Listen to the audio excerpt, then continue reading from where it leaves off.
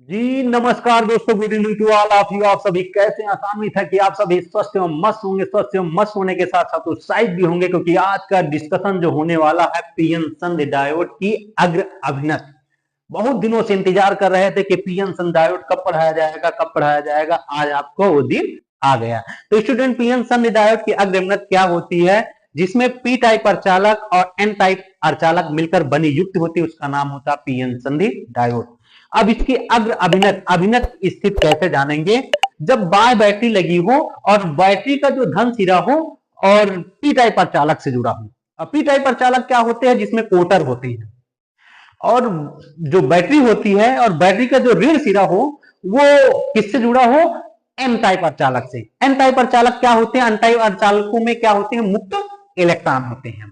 तो इस प्रकार से बनी युक्ति का नाम होता है पीएन संधि डायोड की अग्र अभिनति। लिखा हुआ है, देखो ये बना हुआ है, ये पी टाइप अर्चालक है जिसमें कोटर है, ये बना दिए गए कोटर है, इसका नाम पी टाइप। ये कोटर होते हैं जिसमें होल की कल्पना होती है, इसमें इलेक्ट्रॉनों की कमी होती है। और ये एन टाइप अर्चालक है, ये मुक्त इलेक्ट्रॉन है, इसमें इलेक्ट्रॉनों की क्या होती है? अधिकता होती है। ये दोनों एक दूसरे की ओर जा रहे हैं, और ये जो एन टाइप अर्चालक है ये इससे संधि से पार करके इस ओर निकल जाते हैं। तो यही हमने बताया कि जो पी टाइप, ये बाहर एक बैटरी लगी हुई है, जब ये बाह्य बैटरी का जो धन सिरा है पी टाइप अर्चालक से जुड़ा हो और ये बाह्य बैटरी का जो ऋण सिरा है एन टाइप अर्चालक से जुड़े होते हैं, तो इस प्रकार से बनी युक्ति का नाम होता है अग्र अभिनत में काम करती है। तो पीएन संधि ये जो होती है पी और एन ऐसी जो संधि है उसका नाम होता है पीएन संधि। ये जो पीएन संधि है कैसी अभिनत में काम करती है? अग्र अभिनत में काम करती है। कैसी अभिनत में काम करती है? अग्र अभिनत में काम करती है। इसमें जो बाह्य वैद्युत क्षेत्र होता है, ये जो ई है इसका नाम है बाह्य वैद्युत क्षेत्र, और ये ई आई जो होता है आंतरिक वैद्युत क्षेत्र होता है। इस आंतरिक वैद्युत क्षेत्र से जो बाह्य वैद्युत क्षेत्र होता है काफी अधिक प्रबल हो जाता है, ज्यादा हो जाता है, ये अधिक प्रबल हो जाता है। तो जो पी क्षेत्र के जो कोटर होते हैं और एन क्षेत्र के जो मुक्त इलेक्ट्रॉन दोनों संधि की ओर आने लगते हैं। ये देखो, ये दोनों संधि की ओर आने लगते हैं। जबकि एन क्षेत्र के जो मुक्त इलेक्ट्रॉन होते हैं, ये लिखा विखा नहीं है, कुछ चीजें तो अपनी तरफ से ही है। होता है कि एन क्षेत्र के जो मुक्त इलेक्ट्रॉन है वो संधि को पार करके कोटर पर चले जाते हैं, और वो निकल कर ये देखो घूमते हुए पुनः फिर अपनी स्थान पर प्रवेश कर जाते हैं। तो इस प्रकार से प्राप्त अभिनत का नाम होता है पीएन संधि डायोड की अग्र अभिनत। तो ये अग्र अभिनत क्या है? अब इसमें जो होता है एक ग्राफ बनाते हैं कि धारा और वोल्टेज, ये अग्र वोल्टेज है और ये अग्र धारा है, इनके बीच अगर ग्राफ खींचते हैं तो जिसमें अगर ये ग्राफ खींचा जाता है तो उसमें जो 0.3 वोल्ट है ये विभव प्राचीर प्रदर्शित करता है। इस विभव प्राचीर के कारण 0.3 वोल्टेज के कारण इस अग्रधारा का मान बिल्कुल शून्य हो जाता है, बिल्कुल शून्य हो जाता है।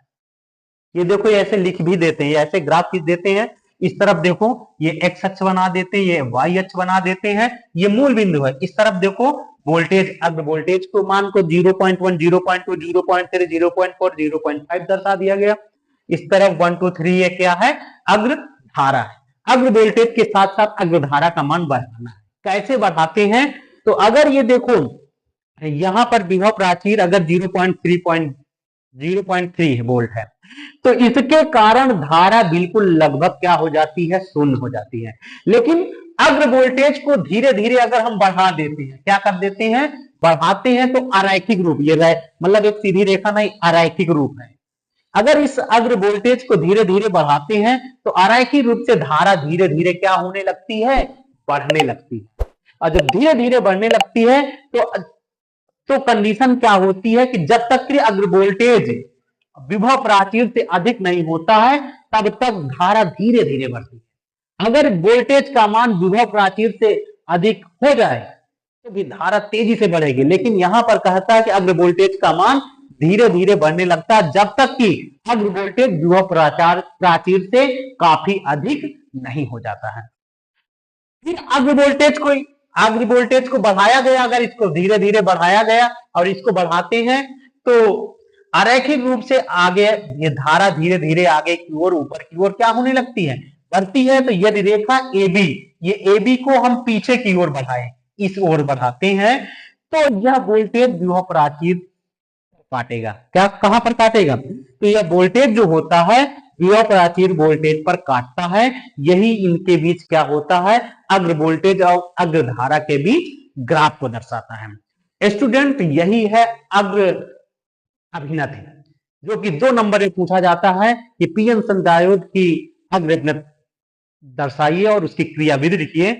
तो स्टूडेंट आसान्वित है कि आप लोगों को समझ में आ गया। अगर समझ में आ गया हो तो फटाफट वीडियो को लाइक करिए। अगर जिसको जो कोई भी चैनल को सब्सक्राइब ना किया हो तो वो चैनल को भी सब्सक्राइब करें। Thanks for watching this video.